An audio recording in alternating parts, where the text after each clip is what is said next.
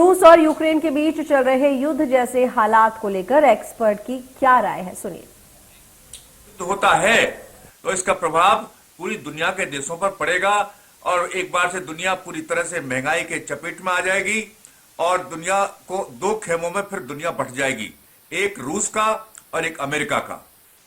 और भारत, क्योंकि अमेरिका के बजाय रूस से ज्यादा पुराने संबंध हैं, इसलिए भारत को यह बड़ा मुश्किल हो जाएगा कि किसके साथ अपना संबंध रखे। और आखिर में मैं ये जरूर कहना चाहता हूं कि इस परमाणु बम के खतरे के कारण इन दोनों के बीच में कोई युद्ध नहीं होगा। ये परमाणु हथियार जहां पर दूसरों को डराने के लिए है, उसके द्वारा युद्ध को भी नियंत्रित करने की शक्ति है इनमें। एक वॉर वर्ल्ड इकोनॉमी को तो सफर करेगा ही करेगा।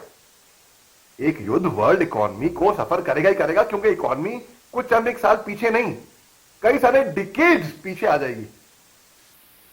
अब मैं यहां पे समाप्त करूंगा ये बोल के कि मुझे लगता नहीं कि अल्टीमेटली रशिया यूक्रेन पे हमला करेगा, और एक और बात कि ये आगे जाके विश्व युद्ध में कन्वर्ट होगा ना, नहीं होगा। ग्राउंड पर स्थिति इस तरह से स्पष्ट लगती है कि युद्ध की संभावना अभी कम नहीं हुई है।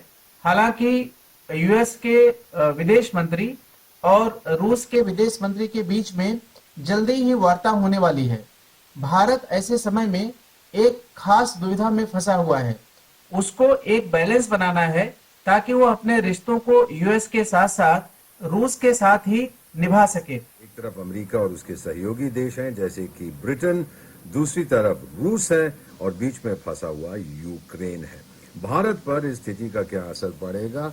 चार चीजें हैं जो मैं स्पष्ट रूप से आपको बताता हूं। सबसे पहले तो आप देख रहे हैं कि इस समय दुनिया भर में तेल की कीमतें बढ़ रही हैं, इसका बुरा असर भारत पर पड़ेगा। दूसरा, कुछ हथियार हैं जिनके स्पेयर पार्ट्स हम यूक्रेन से मंगवाते हैं, शायद इस पर भी असर पड़ सकता है। तीसरा, भारतीय मूल के बहुत सारे लोग हैं यूक्रेन में, 20,000 लगभग तो हमारे विद्यार्थी हैं, बाकी विशेषज्ञ हैं, कुछ बिजनेस के लोग हैं, उनको वहां छोड़ के कहीं और जाना पड़ेगा।